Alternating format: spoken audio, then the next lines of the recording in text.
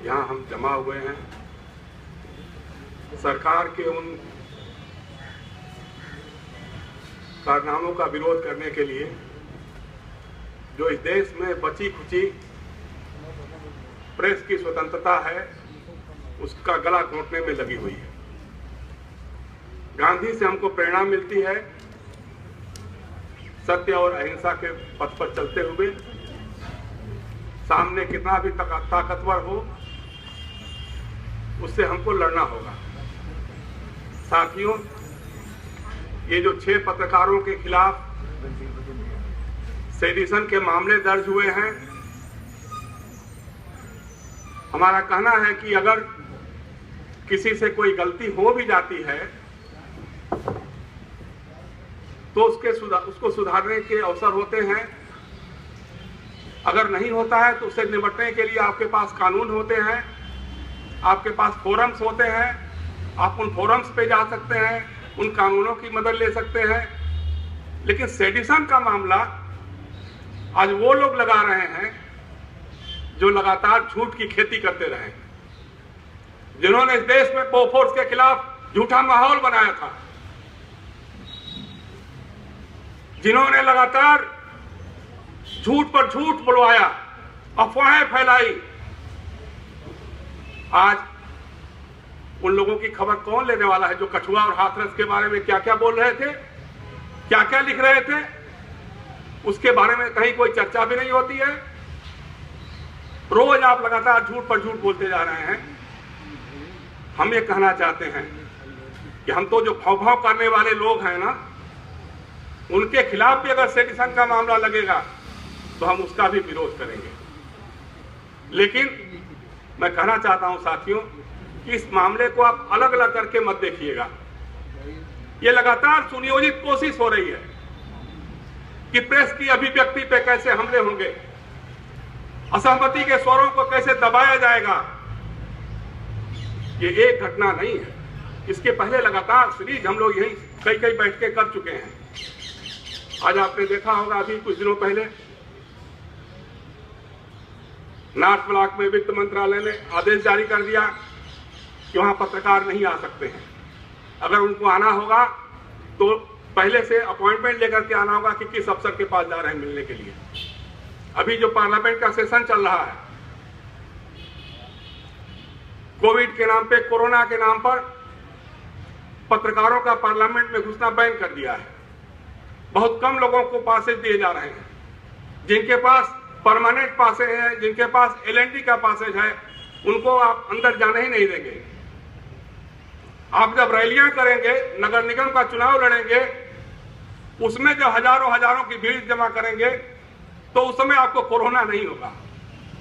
लेकिन पार्लियामेंट जो सबसे सुरक्षित जगह है, वहां पर अगर कोई पत्रकार चला जाएगा तो वहां कोरोना का खतरा पैदा हो जाएगा। साहब, कैसी बातें करते हो आप? आज तो आपके मुंह से, जबान से सोते जागते आपातकाल आपातकाल आपातकाल की याद आती है। लेकिन आज जो हो रहा है ये तो आपातकाल का बाप है। आपातकाल घोषित नहीं है। आपातकाल में हमको मालूम था कि क्या सेंसर होने वाला है, क्या नहीं होने वाला है। आज तो हम कहां कुछ बोल रहे हैं। वो सेडिशन का मामला बन सकता है, गिरफ्तारी का मामला बन सकता है, देशद्रोही तो हमको करार दे ही देंगे आप, क्योंकि सर्टिफिकेट आप ही के पास देशभक्ति का है। क्योंकि जब गांधी लड़ रहे थे, सुभाष लड़ रहे थे, तो आपके लोग दलाली करते थे, मुखबिरी करते थे, माफी मांगते थे। इमरजेंसी में जब जयशंकर गुप्ता जेल में होते थे तो आप माफी मांगते थे, इमरजेंसी में माफी मांगते थे। माफ कीजिएगा, हम माफी मांगने वालों से नहीं है। हम लड़ेंगे, आपके खिलाफ लड़ेंगे, अगर आपके काले कानूनों के खिलाफ लड़ेंगे। और अगर आज राजदीप सरदेसाई का मामला है, मृणाल पांडे का मामला है, अमरनाथ या परेश नाथ का मामला है, या हमारे साथियों का मामला है, हम चुप रहने वाले नहीं हैं। क्योंकि हम माफी वीर नहीं हैं, हम लड़ने वाले हैं। बस एक ही बात कहना है साथियों कि हमारी ताकत, हमारी एकजुटता होगी। अगर हम एक रहेंगे, और इस एकजुटता में सिर्फ पत्रकार नहीं, संजय हेगड़े हैं यहाँ, मैं इनका स्वागत करता हूँ, ऐसे वकीलों का स्वागत करता हूँ। और मैं कहता हूँ कि लड़ाई लंबी चलने वाली है। आपातकाल का ये नाम लें या न लें, लेकिन आने वाले दिन खतरनाक होंगे। जिस तरह से जरा भी असहमति व्यक्त करने पे, जरा सा सवाल खड़ा करने पे नौकरियां निकाल दी जाती हैं, नौकरियों से बाहर करवा दिया जाता है, किया नहीं जाता, करवा दिया जाता है। गिरफ्तारियां हो सकती हैं, काले कानूनों में गिरफ्तारियां हो सकती हैं। तो हम चाहेंगे कि वकीलों के साथ भी, बुद्धिजीवियों के साथ भी, युवाओं के साथ भी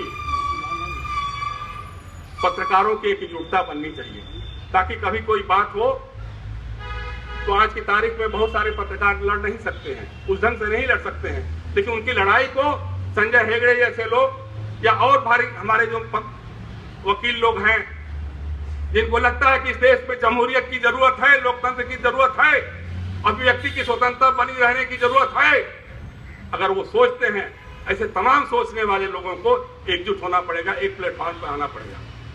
और मैं तो कहना चाहता हूं अपने उन मित्रों के साथ जो लगातार भक्ति राग गा रहे हैं, जो पत्रकारिता के चारण काल का ढोलक बजा रहे हैं। रघुवीर साहब ने एक बार कहा था, वे और नहीं होंगे जो मारे जाएंगे।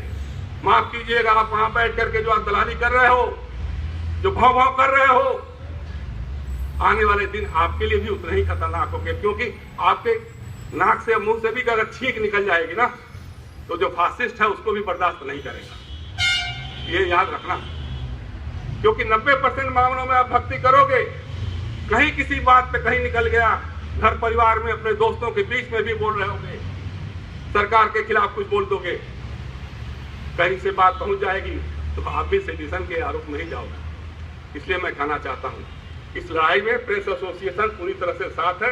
Press club, IWPC, IJU, DUJ, तमाम जन संगठन जितने भी यूनियंस हैं, उन सब मिलकर के हम लोग बैठने वाले नहीं हैं। जरूरत पड़ेगी मोदी जी, अमित शाह जी, तो हम तिहाड़ का रास्ता भी देखने वाले हैं। धन्यवाद।